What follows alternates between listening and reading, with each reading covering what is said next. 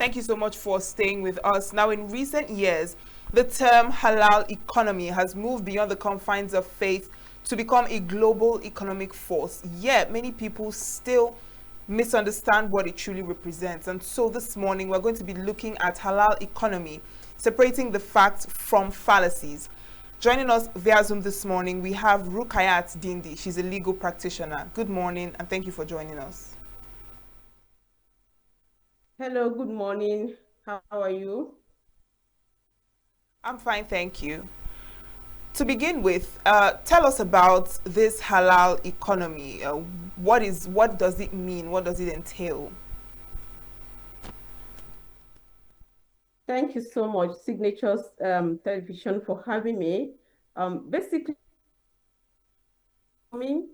is talking about the concepts of economy that is global in phenomenon, and it's looking at the area of regulatory framework, a comprehensive policy or national economic policy, wherein we are talking about regulation of ethical in production of goods and services. So from production to processing to distribution and so on, everything has to be ethical and Sharia compliant. So this is what the halal economy looks like. And it has certain characteristics that are peculiar to it.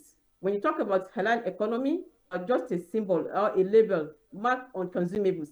We're talking about economy in the outlook of it, that is from the global scene now, from food to beverages to agricultural value chain to infrastructure financing to debt management, healthcare, fintech, Islamic banking, Islamic finance, Islamic capital market, Islamic insurance, Islamic cooperative society. So it's a whole lot and it's a big market. As we speak today, statistics assets that the global halal market stands at 7.7 trillion US dollars. So it's a big and emerging market for that matter. So this is the summary of what halal economy looks like.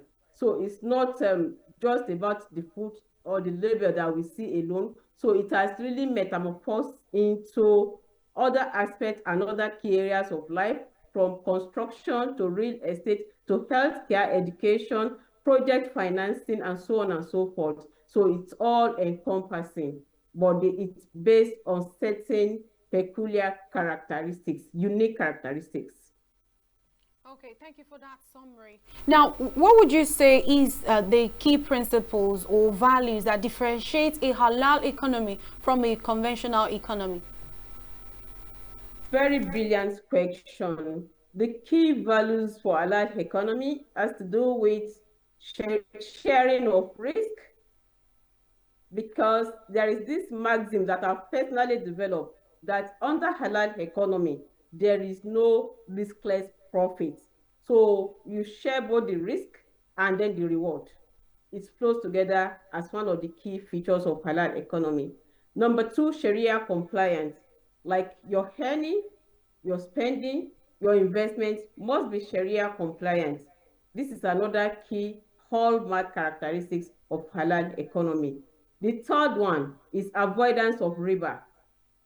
Halal economy has total zero tolerance for riba. Riba means usury. That is the interest in lending, because lending in itself is not a commercial arrangement under halal economy. The last and most important one is that the transaction must have real economic value. What does that mean? You don't just give out loan, or you don't take borrowings just for the sake of it. It has to come with some real economic factor, either in terms of production, manufacturing, or other areas that one wants to invest in. So there must be connection from commercial transaction to economic end. That is, there must be something visible like what we see in Sukuk, that government of either at federal level or at state level, they have implemented. So we have seen sukuk playing out, and it's playing out well, and it's really very glaring, even to the blind, that, oh, there is this thing called sukuk. Some people even assume is a company name, but now, with more awareness and sensitization, it has come to say that sukuk is not a company name, but a brand or a particular aspect of Islamic economic system that seeks to transform the economy of nation through partnership, something akin to what we do in public-private partnership, but is deeper than that. So that is an example. These are the key features of halal economy. So by way of recap, I've said halal economy has certain unique characteristics that mark it out from the conventional one. The first one is risk sharing. So you don't just give out money for the sake of it. So you have to share both the risk and the reward. Number two, it has to be Shariah compliant. Whether you are going into manufacturing, you are going into industry, you are going into production, and so on and so forth, both the products, the finance, and the source must be Shariah compliant. Number three, it must have real economic value. Any transaction you want to do, because money in itself is not considered as a commodity that can earn something. But when you put money into productive use, maybe into enterprises and so on, that is when it's capable under the halal economy to earn reward, and then you share profit and then reward. So, and then I've said halal economy transcends just the logo on the label.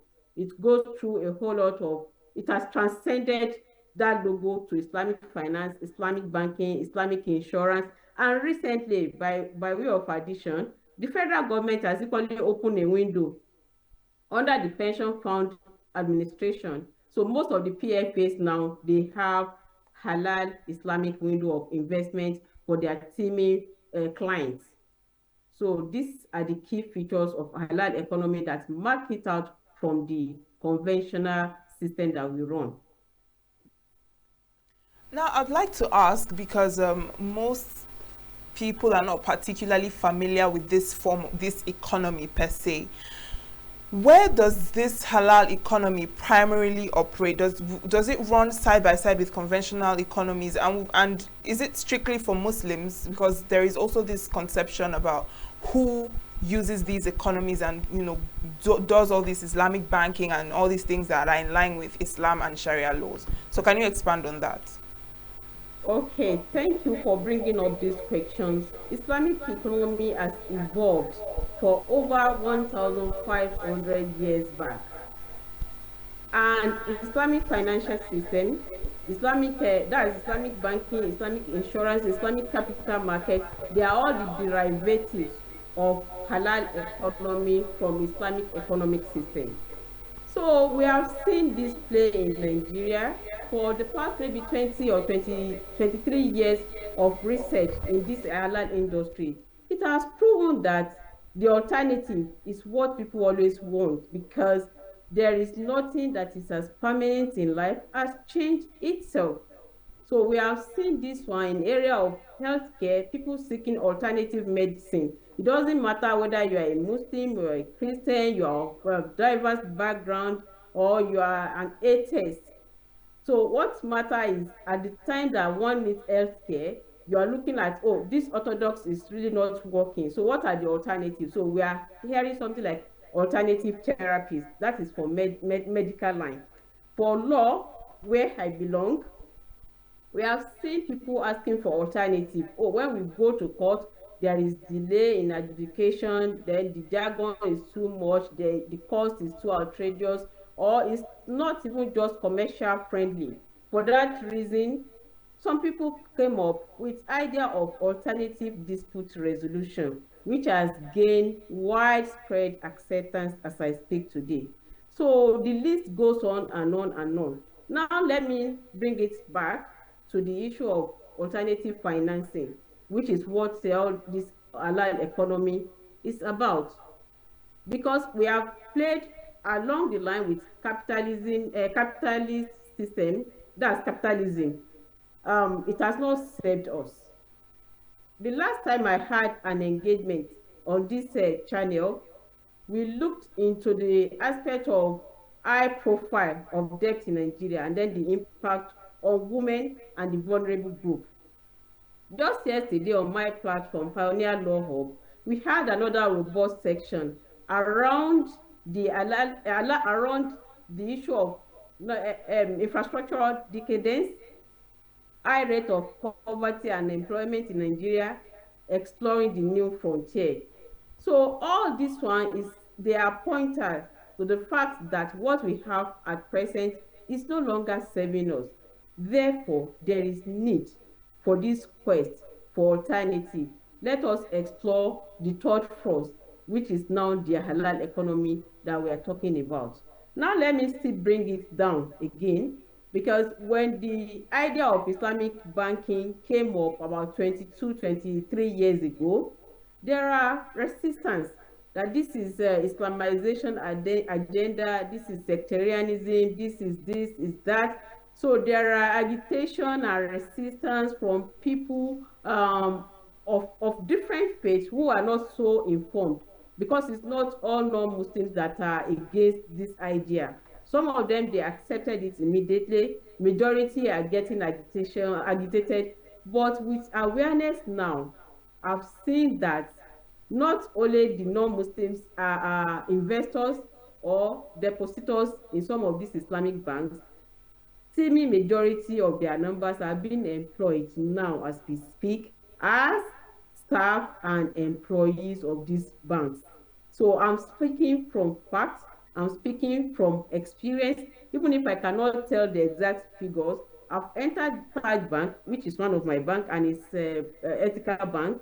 I've entered Jahiz Bank, and I've seen a lot of people, a lot of staff who are not Muslims, coexisting side by their Muslim colleagues, and heaven did not fall. So it means that this whole halal concept is about economic reform, it's a holistic development, is about financial inclusion. So it's not targeted at anything or at promoting any particular ideology like Islamization agenda, sectarianism ideology. Is far beyond that.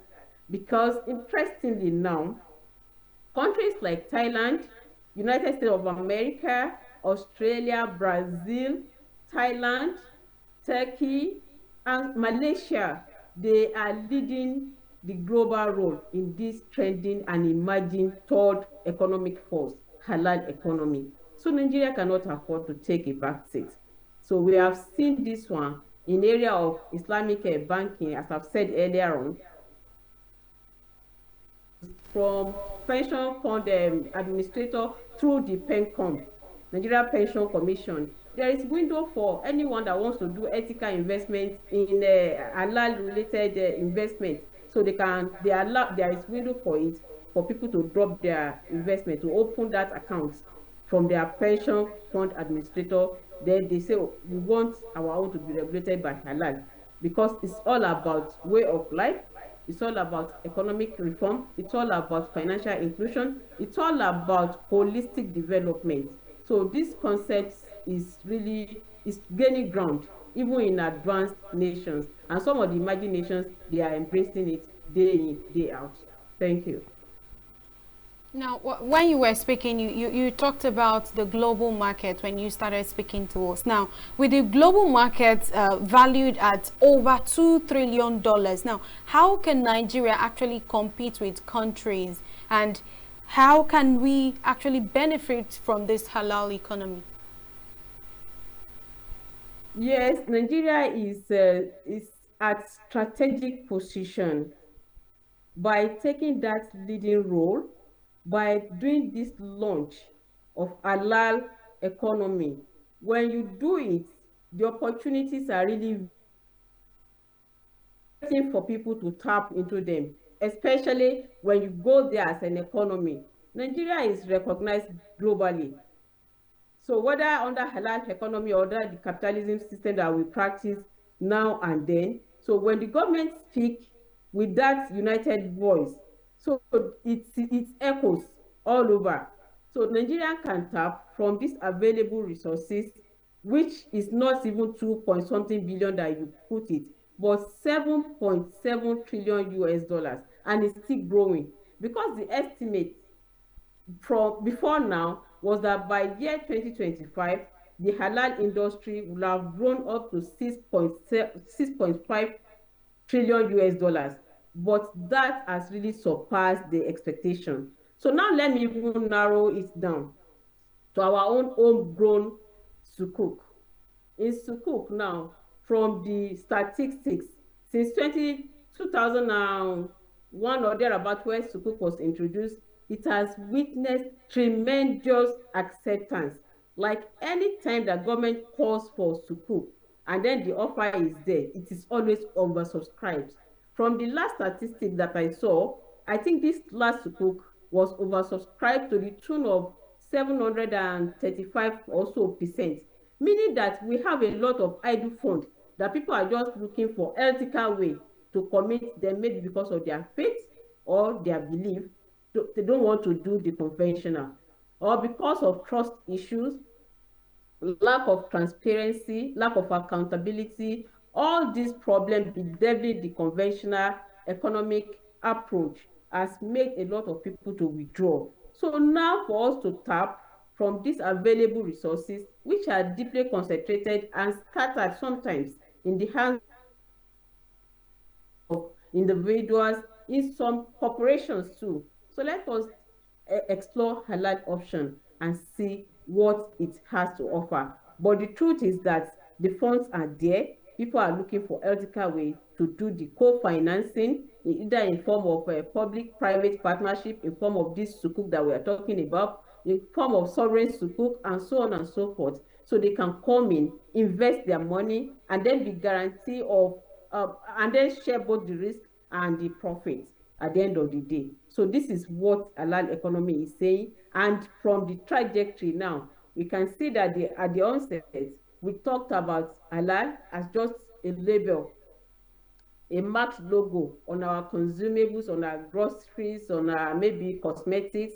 But now it has transcended to banking, to Islamic capital markets, to sukuk, and then now we are talking about halal economy. How can we tap into it? And that is the essence of the discussion this morning. Thank you. Right. Now, very quickly before we go, what would you say are the regulatory and institutional gaps that are in Nigeria that might hinder, the halal economy from reaching its full potential, and how can we, improve on that? Perfect. For the regulatory framework, we have enabling environment, we have enabling laws already, and the CBN is really doing well in halal, as far as halal industry is concerned, because it's the enabling law that allows the banking sector of the halal part, that is Islamic financial institution, to fly. Then it's spread to Islamic insurance, it's spread to pension fund administration. Now we are talking about the economy. So enabling law is there. I think what we need to talk most to is people appreciating it from the fact that it's an economic policy, it's a reform policy, it's not an ideology. Stepping down of the launch, which supposedly come up by 27th of October, was more of a fear coming from certain primordial interests, or perhaps, let me say, from certain sections who are either uncomfortable because this is an alternative, or they are resisting it because they feel this is a sudden change, or they are not just so well informed, or they are not just ready to embrace the diversity.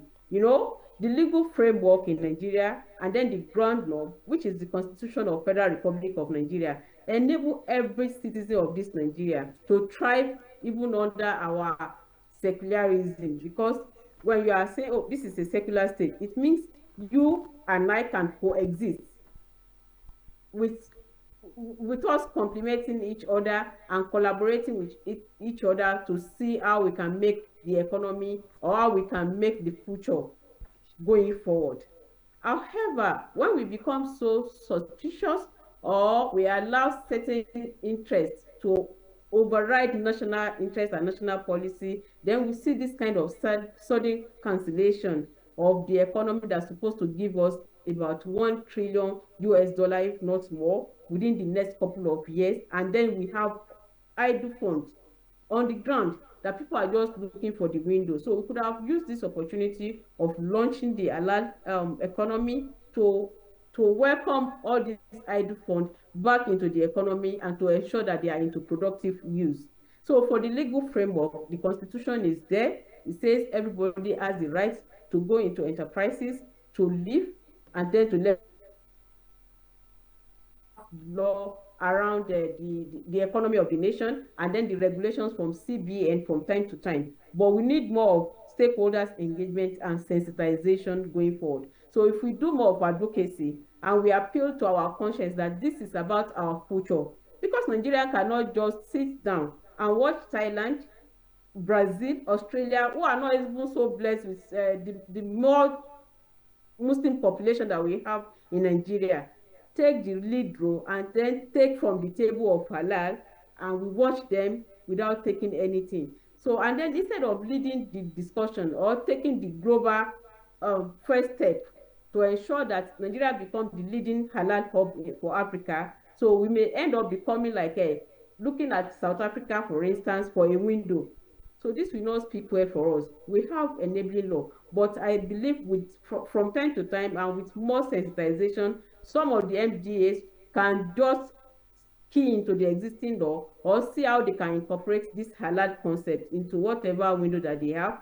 For instance, now the national export country, national export corporation. Barrister Rukayat, can you hear me? Yes. Yes, we want to thank you very much for joining us in the studio this morning. We apologize, we'll have to end that conversation right here, but we hope that we can continue in a later day. Thank you very much for joining us. Thank you for joining us. Thank you so much for having me. Right, and that is that on halal economy. Uche, what do you think about this? I mean, it's a welcome idea. I think I like what I hear from her, and I mean, it's quite interesting to see that it's actually doing well. You know, it's large and fast growing. $8 trillion is not small money, right? You know, and if Nigeria can also queue in with that, I mean, why not? Yeah, of course. How about all the discussions that we had this morning? Yes, other discussions too were quite engaging and very interesting as well. And we hope that you enjoyed the conversation as much as we did. Thank you so much for being a part of the show this morning. Make sure to keep watching, as the show is not over yet. We'll be bringing you an interview from our Abuja studios talking on Anambra governorship election, the challenge of vote buying. And for now, I am Uchenna Chimdi Oluoha. And I am Lilian Wali. Enjoy. We are local. International communities why the main market is in chaos. People. We are national. Those in support of this motion as amended, say aye. Aye. We have taken the vote by default. We are international. Israeli airstrikes. Donald Trump left us the worst unemployment